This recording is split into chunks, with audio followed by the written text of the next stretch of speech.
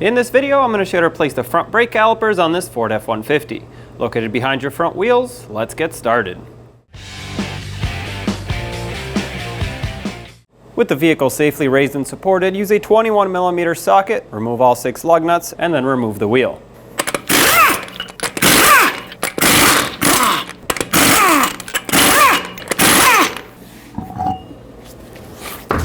Now from the back side of the caliper, use a 21mm socket and remove the 2 bolts holding the caliper and bracket assembly onto the knuckle. I'm going to remove this as a unit because it's a whole lot easier. We can pull the pads out once it's unbolted. Leave that bolt in a couple threads so I can hold the caliper on while we remove the lower.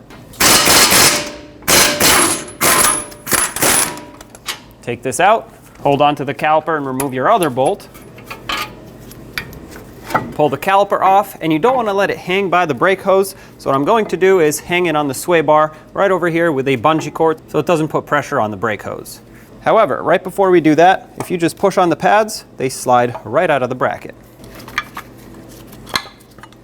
Now we can hang our caliper to the side. Now I'm going to hang the caliper on my sway bar right back there. I don't want to put pressure on the brake hose. It will damage it. With our new caliper on the workbench, use a 14mm to remove the 2 bolts holding the caliper onto the bracket. We have to separate this not only to install it, but also to prep the caliper bracket.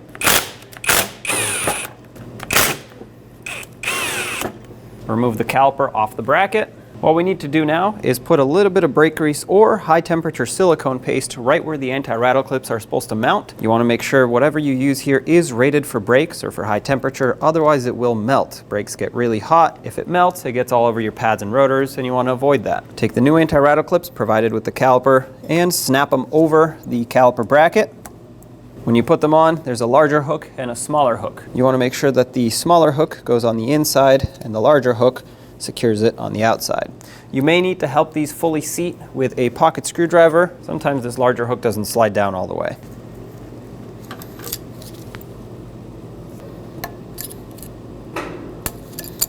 Flip it over, do the same to the other side. Once you have the anti-rattle clips set in, you want to pull the slider pins one at a time and lubricate them. I know they have some grease already, but it's not enough for full operation. This is just for shipping and storing purposes. So if you want to, you can wipe this off and then add your own grease, or you can add on top of this. Because I have a different type of grease, I'm going to wipe this off and start fresh with my own grease. Take some of that silicone paste that you used on the bracket and put it inside the slider boots. That will ensure that there's grease for a long time in there so it can slide freely. And then of course lubricate the pin all the way down, especially right up in this ridge at the top. That's where the boot seals up. You want this to slide in and out easily and smoothly. Slide the pin in, and most of the time what you'll notice is air gets trapped in there and it wants to push the pin out. To get rid of that, push the pin in, squeeze the boot. All of the air should come out, as well as sometimes a little bit of extra grease. Give this a few twists, ensure it slides in and out properly, which it does. So flip it over, do the same to the other side, and then we can install this on the truck. Take your caliper bracket, slide it over the rotor. Have 1 bolt ready to go in so you can temporarily secure it. With one of them started, you can let go and start the other one in. Bottom these 2 out.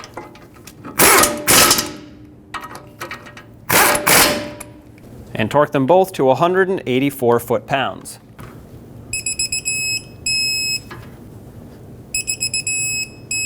Install your pads, slide them in at an angle, and then seat them fully. Take your caliper, slide it over the bracket, the pads, and slider pins. Have your bolts ready so you can secure this.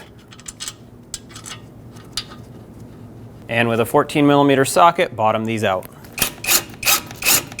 If when you try to tighten these, the slider pin spins with the bolt, you want to use some pliers, grab onto the slider pin itself, hold it tight, be careful not to pinch the boot, and then snug up your bolt. And of course, do the same on the top. The torque on these 2 is 27 foot-pounds.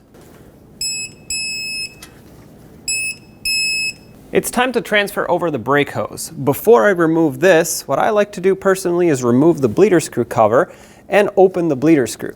This makes it so that as I put the new hose on, the gravity bleed process starts right away. With that cap off, take a 3/8 wrench and break the bleeder screw free. We'll just leave it like this for now. And now you can remove the banjo bolt with the 2 new copper washers on there. Once you've removed it, take one of the copper washers off and leave the other one on, because one will have to be on the base of the bolt by the head of it, and the other one will go on after the hose goes on. With my old caliper sitting right where it is, I can take a 12mm socket and remove the banjo bolt, of course with a collection bucket underneath, because quite a bit of brake fluid will come out at this point. Take this out, let that caliper drain. Remove the old banjo bolt from the hose, as well as any copper washers that may be stuck here. Looking closely at my hose, this one is definitely stuck on here. One of the easiest ways to remove this is with some pliers. Pinch it sideways, and there it comes. Inspect the hose itself to make sure it is in good condition, which it is. Then you take that new banjo bolt with that 1 new copper washer, slide it through. On the other side, like I mentioned, the other copper washer goes on. Now you can start the hose into your caliper, making sure that the hook from the hose goes into its opening. The threads should start on nice and smooth. This banjo bolt is an 11mm headed bolt, so grab a wrench or a socket, bottom it out so it stops leaking. That's nice and snug. It stopped leaking, so let's torque it to 26 foot-pounds. What you're aiming to do here is crush those 2 copper washers, which is going to create a nice tight seal. At this point, we just wait for our gravity bleed to be done, and that means a steady trickle of fluid with no air bubbles coming out of the bleeder screw right here.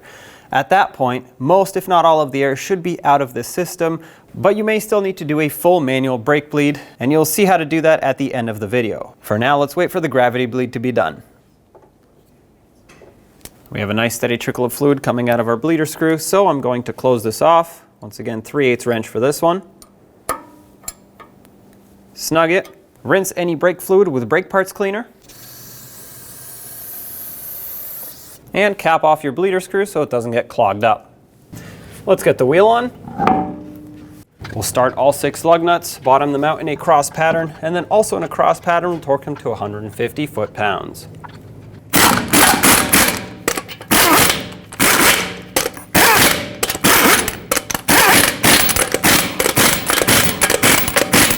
$150 foot-pounds in a cross pattern, here we go.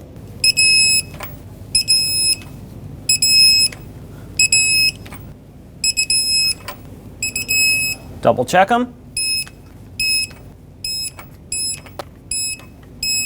Pump up the brakes. Now let's top off the master cylinder, remove the cap, fill it up to the max line, and cap it back off. Take it for a road test. On your driver's side of the engine compartment, right behind the air box, you'll see your brake master cylinder. Typically, I'd want to start by wiping this off if it has any debris on it. This one's actually very clean, so there's nothing for me to wipe off. I'm going to remove the cap by unthreading it. If you read it closely, you'll see that you need DOT4 brake fluid for this application. What I would typically do at this point is remove all of the existing brake fluid in the master cylinder reservoir. However, this vehicle has almost brand new brake fluid in here, so there's no reason for me to pull this out. But if yours was old or dark in color, definitely remove it with a vacuum pump, a transfer fluid pump, whatever you have that'll pull fluid right through here. For me, like I said, I'm just going to top it off all the way up to the max line. You can see that on the side of the reservoir. Once again, using DOT3 brake fluid.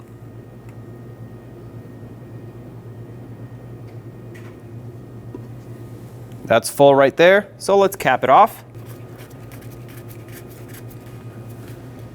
Now the sequence for bleeding these brakes, you want to start at the right rear caliper, that's the passenger side rear, then you move to the left rear, then you want to top off the master cylinder, then move to the right front, and then finally finish off with the left front, that being the driver's side front caliper, then top off the master cylinder once again. At this point, if you think you need to bleed more and you think there's air in the system still, go around in the same sequence, topping it off every other caliper. We're at the right rear caliper, so let's take the bleeder screw cover off. I have an assistant inside the vehicle ready to pump up the brake pedal. Go ahead and pump.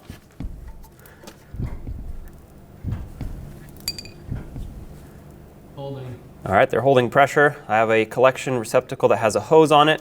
Use an 11mm wrench and break the bleeder screw free.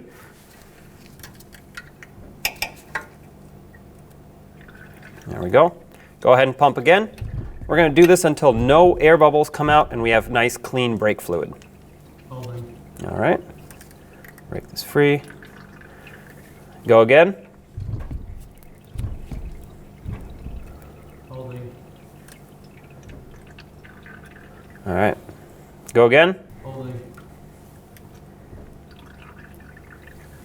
Perfect. You can let go of the brake pedal now. I'll remove my collection receptacle.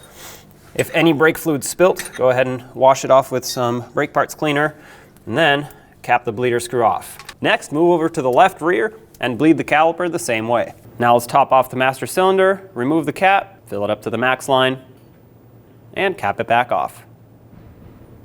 We're now at the right front caliper. Master cylinder's topped off, ready to go. Remove the bleeder screw cover. If you have a hose like me, put that on there. Now this time you're going to use a 3/8 wrench for the front, not an 11 millimeter. Go ahead and pump. Holding. Okay, holding pressure. So same as the rear, crack it open. All right, close it off, go ahead and pump. Holding. All right, close this off. This is perfect. You can let go now. Once again, wipe off any brake fluid and rinse it off with brake parts cleaner if needed. Cap this off and then finish the brake bleed off with the left front caliper. Top off the master cylinder one last time. Cap it off, and there you have it. Job is done. When only the best will do, demand TRQ. The only company that lets you view before you do. TRQ is committed to offering the highest quality aftermarket auto parts that are engineered for peace of mind. Thanks for using and viewing with TRQ.